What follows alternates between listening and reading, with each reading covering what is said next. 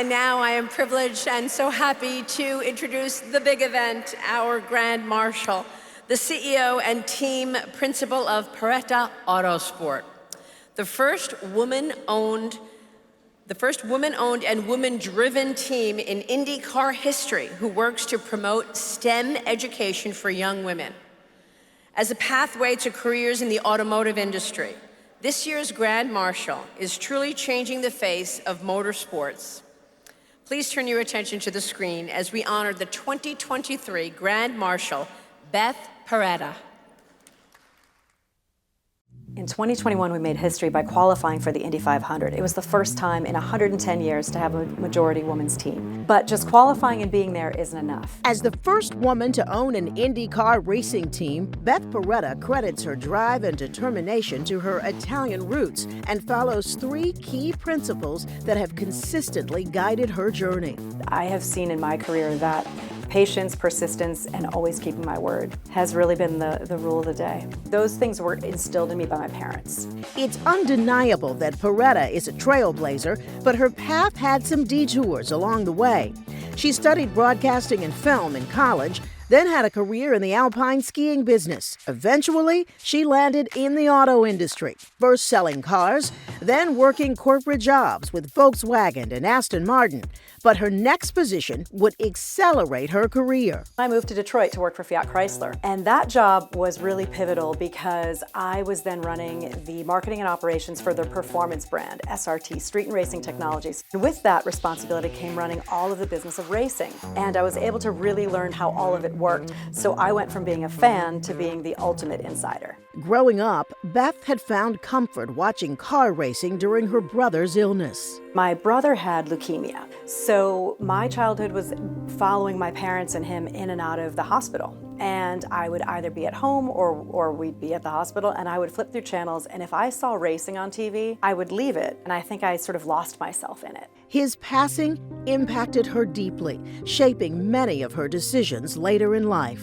My brother died when I was 6, and he was 17. And I remember friends and family making the comment to my parents that he was the last male in the Paretta line, and the name would die. That's why I named my team Paretta Autosport, so that it's a nod to my family. I didn't get here by myself.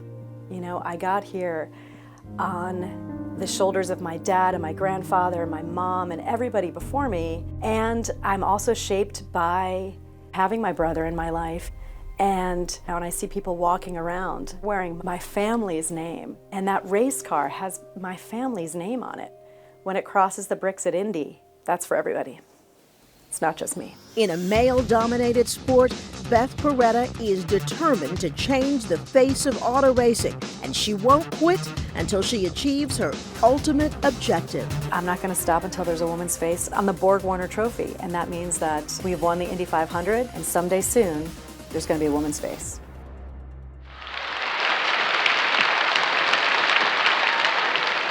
Thank you all. First of all, thank you, Maria Bartiromo, for being our host tonight. My fellow honorees, it's a privilege to share this weekend with you, because obviously this is a highlight for me and a time that I will always cherish.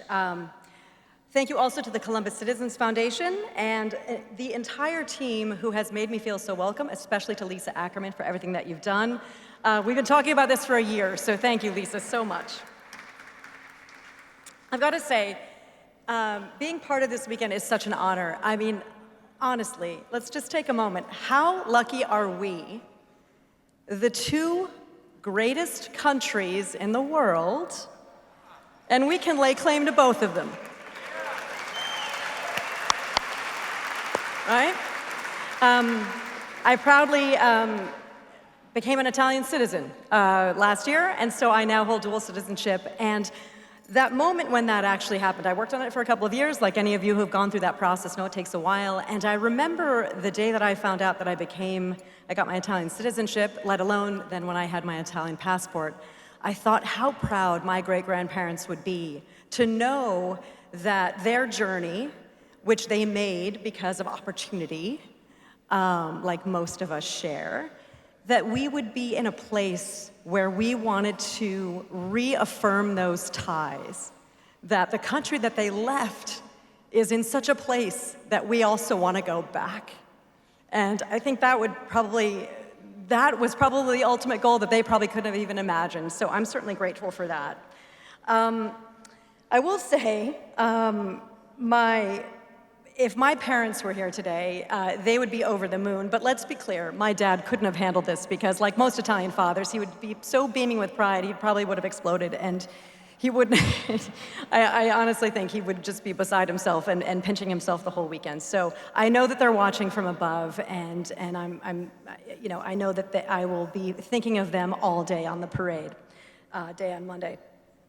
I do want to thank a few people. I want to thank my partner, Ron Fiamma, who's here with me, and my family who has joined.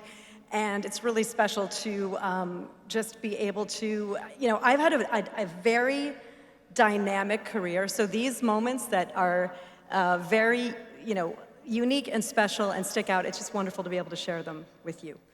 So I have been very fortunate to have a dynamic professional career, and it wasn't lost on me, right? So I was the first motorsport director. I was the first director of a performance division, global performance division of a car company, Fiat Chrysler. And with that job came running all of racing. And in fairness, like most women, I did not know that I was the first woman until somebody else pointed it out, because I was just busy doing my job. Right?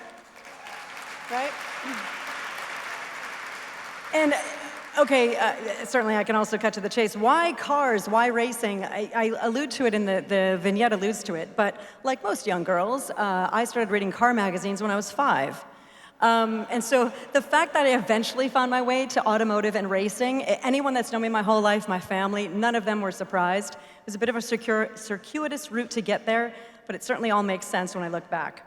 But I found myself in this situation, and the reality is, I would say that, like most of us, we keep talking about family, and there's a reason why we all say that, right? Because all of us who've grown up as Italian Americans, our family is the core of what we do. It sets us on our foundation. We probably have very similar shared experiences. And that foundation is kind of what then allows us to then, move forward. But the reality is, we all know that everywhere, wherever we are today, was the result of hard work and dedication, but also some luck, some fortune, and some people helping us along the way. So because I had this dynamic career, I wanted to do more with it. And I saw that there was an opportunity. And I decided I wanted to try to encourage women to value education. So again, being that first woman in that role, I realized that there weren't many of us, but there was room for a lot more. And I tied, the connection was, I'm doing something that's dynamic. I can think of what inspired me as a kid. What if I start to lift the veil on what we're doing every day, day in and day out, something like racing on this huge stage? How can I reach kids? And how can I specifically talk to young women? And what if there was somebody that could have talked to me when I was the 5-year-old or 10-year-old? And so that's what I decided to do by resigning from my cushy job at Fiat Chrysler and starting my own race team, which literally makes no sense on paper. I'm fully aware of that. But there was a bigger message at play, and there was something that was driving me, and that was to try to encourage women to value education and pursue non-traditional careers. And ideally, by tying education to career path, it would allow women to be financially independent. And that then gives them the agency to choose their own adventure and to figure out, and they can kind of, write their own story. So, in order to do that, I decided to create a team that was going to be in the Indy 500, as you do, which is, for the record, is still the largest single-day sporting event in the world. So there are 350,000 people that attend the Indy 500. It's always the last Sunday in May, and it's also watched globally. So I hired women. My idea was to have a team of majority women. It had never happened before. The Indy 500 started in 1911. And so my venture, I started this in the late 2020 to run in 2021, so 110 years from the first race. There have been a few women drivers, but there had never been a team of women. And that's what I set out to do. in a short amount of time, and we hired women, and we trained them up, and we taught them how to change tires in a pit stop. For the record, an IndyCar pit stop is 6.2 seconds, and you have to change 4 tires and fuel the car. And we hired women in February, and they were changing tires by the end of May in 6 seconds. And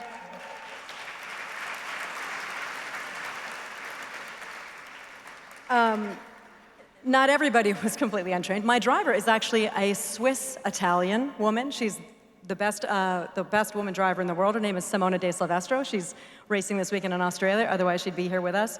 But I will say that the beautiful thing about what we're trying to do is, as I like to say, you can't fake it. We can either be racing against the guys and beat the stopwatch, or we can't. And what it ultimately proves is that with hard work and dedication and training, people are capable of doing great things, working together, working hard. And it's a big stage and a big show, but it's really just for that 10-year-old in the stands or 5-year-old me, and you can kind of then visualize what's possible. And so I will say that's one of the things that resonated with me with the Columbus Citizens Foundation, the work that you do with scholarships, how you reach the youth.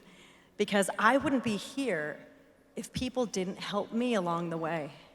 And what greater gift than to be in a position where you can then pull somebody up the ladder. That's what it's all about. So thank you all. I appreciate it. And I'm so grateful to be here. Thank you.